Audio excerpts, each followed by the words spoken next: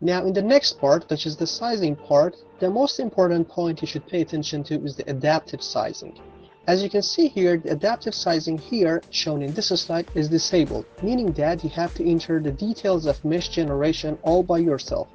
However, if you change this adaptive sizing to yes and enable it, you will see that the needed and defined settings will reduce considerably, meaning that the Ansys Meshing software will automatically define some settings based on the geometry and the physics you have selected for it to create mesh over your geometry. Now, for example, if I change the use adaptive setting option from no to yes, you will see that the number of settings and options here will decrease.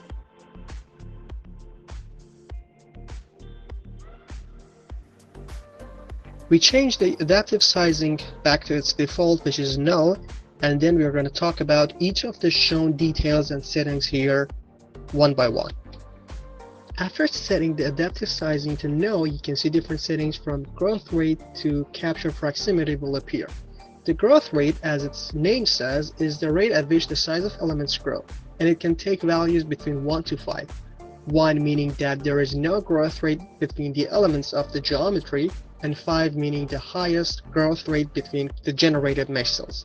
As for the max size is the maximum size for elements. When you define a value for the max size, the software will create mesh cells with a size equal or less than this maximum size. As for the mesh defeaturing is the capability to remove relatively small parts of the geometry. And you can define the size of geometries or parts of your geometry which you want to defeature or remove by entering a value in front of the feature size. Next is the captured curvature. The captured curvature is the capability to generate high quality mesh over curved lines. Underneath it, you will find two different options with the names of curvature mean size and curvature normal angle. The curvature mean size, as its name says, is the minimum size of the element that can be put over a curved line. And as for the curvature normal angle, as you can see in this slide, there is a shape of a circle in which 3 triangular mesh cells are placed. Now the curvature normal angle, as you can see here, has the default value of 18 degrees, meaning that the software will, for example, create mesh cells over this circle that makes an 18 degrees angle with the center of the circle. Now, if you reduce this angle, it means that higher quality mesh cells will be placed in here. And if you increase this value, it means that less mesh cells will be placed over this curved line, which will result in higher computational time and lower computational time, respectively. The next is the capture proximity, which is the capability to generate high quality mesh over narrowed region, small gaps, small holes, and etc. Underneath it, you can find two options of proximity min size and number of cells across the gap. As for the proximity min size, just like the curvature min size, it is the minimum size of the element that will capture that feature, while the number of cells across the gap is the minimum element number that we are able to use, and it takes values between 1 to 100. After explaining all the options under the non-adaptive sizing, we changed the adaptive sizing from no to yes to explain the options related to adaptive sizing this time. Now, when you change the adaptive sizing to yes, you can see different settings from resolution to span angle center will appear. Now the resolution is the capability to control the density of the generated mesh cells over our geometry, and it takes values between 1 to 7.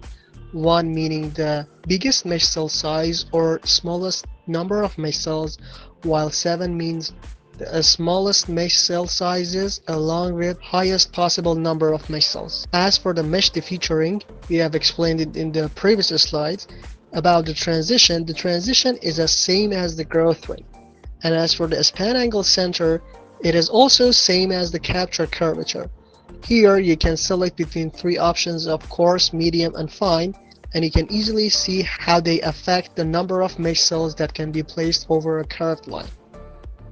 Now for the next step, we need to change the geometry that you can see here in order to see the effect of the options that are below the setting section when we change them.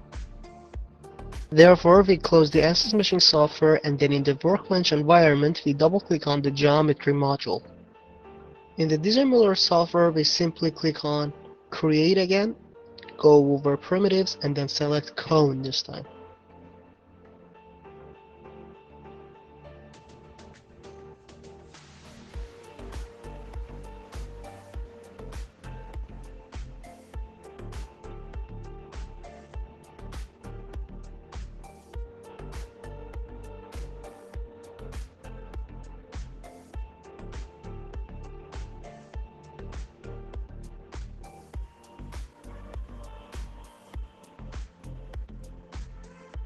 Then we click on the generate button so that this cone geometry is created.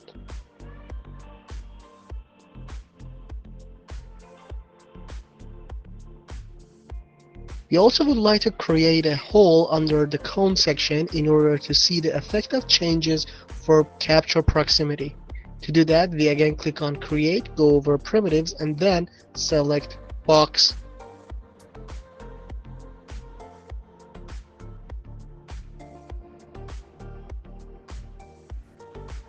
After selecting the box command on the lower left side of the DesignMiller software in front of the diagonal X, Y, and Z component, we enter the values of 0.1 meter.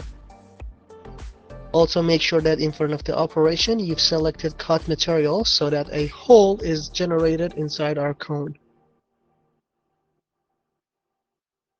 After drawing and finishing the shown geometry, you have to close the DesignMiller software and then enter the Ansys Machine software again. After double-clicking on the Mesh module, a new pop-up window will appear asking you whether you want to read the new geometry or not. You have to click on Yes.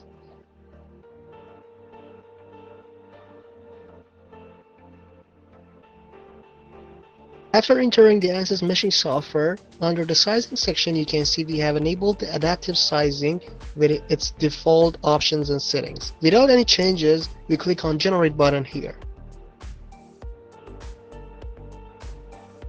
Now for the first option, which is the resolution, as you can probably remember, the resolution controls the density of the generated mesh cells. For example, if we change the value of the resolution from 2 to a higher value, you can see the density of the generated mesh cells near the tip of the cone will change.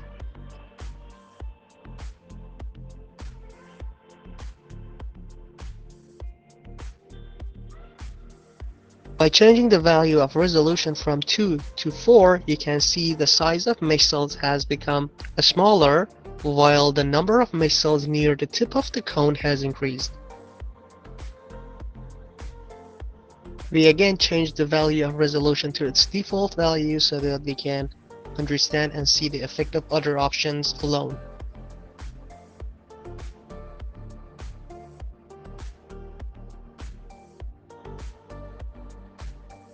As for the next option, which is the transition option, as you can probably remember, it relates the growth rate of the mesh cells from the smallest mesh cells to the biggest one. For example, if we set the transition to fast, you can see that the rate of changes from the smallest mesh cells to the biggest mesh cell will increase drastically, and you will see that the number of mesh cells created over our geometry will decrease.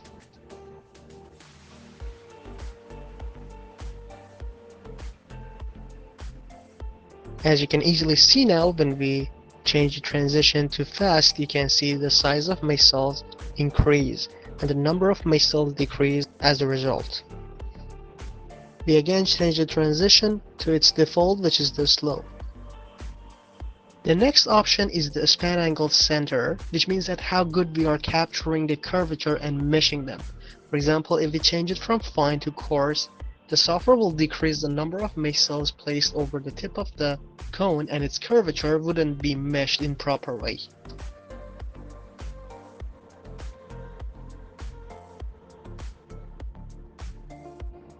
As was previously mentioned, when we change the span angle center to coarse, you can see the number of mesh cells has decreased over the tip of the cone and the curvature of the cone hasn't been meshed or modeled in a quite well condition.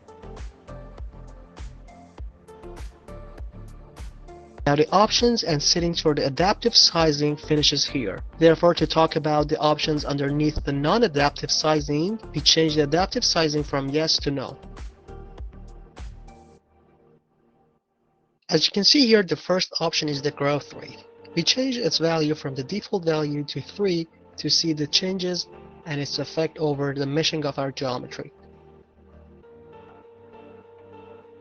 As you saw, when we increase the growth rate from its default value, which is 1.2 to 3, you can see the number of mesh cells created over our geometry decreases and the size of each element increases.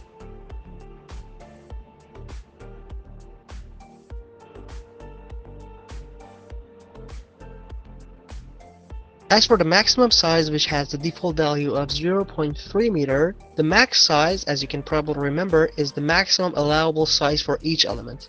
For example, if we decrease this value from 0.3 to 0.1, you can see the size of mesh cells will decrease. However, when I change the maximum size to 0.1 meter and then click on Generate button, the maximum size and element size option will become yellow, indicating a warning or an error inside my settings. As you can probably remember, I talked about the priority of element size under the default section and the sizing section, and I mentioned that the sizing section will be in second priority in comparison with the default section. Now here, the software is telling us that the maximum element size that we have entered here is less than the element size that is defined under the default section. And software has no other choice but to obey the element size that is defined as 0.15, which is entered in front of the element size. Now, in order to have element size smaller than this size, you have to first decrease the value of element size under the default section. Or you can simply change the maximum size to a value bigger than the element size's value. For example, we enter the value of 0.2 meter.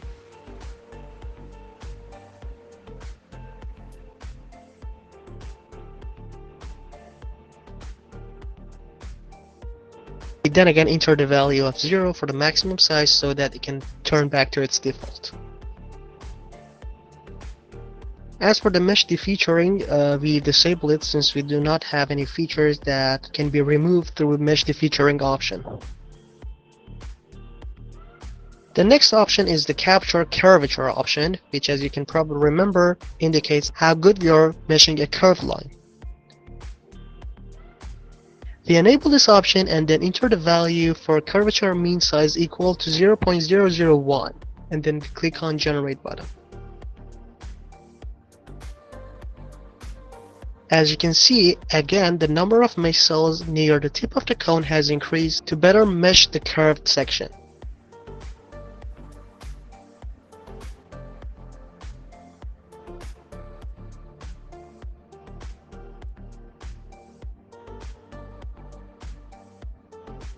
If we also change the curvature normal angle to a less value than the default value, which is 18 degrees, for example to 10 degrees, you can see that the number of mesh cells will increase over the cone to better mesh the curvature of the cone.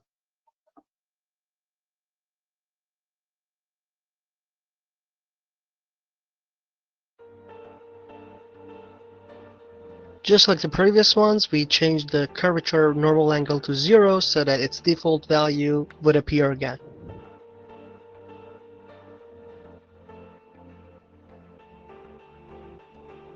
As you can probably remember, when we talked about the capture proximity, we said that this option is used when we want to mesh narrowed regions or holes or gaps inside our geometry. Therefore, in this slide, we enable this option to better mesh the hole inside the cone.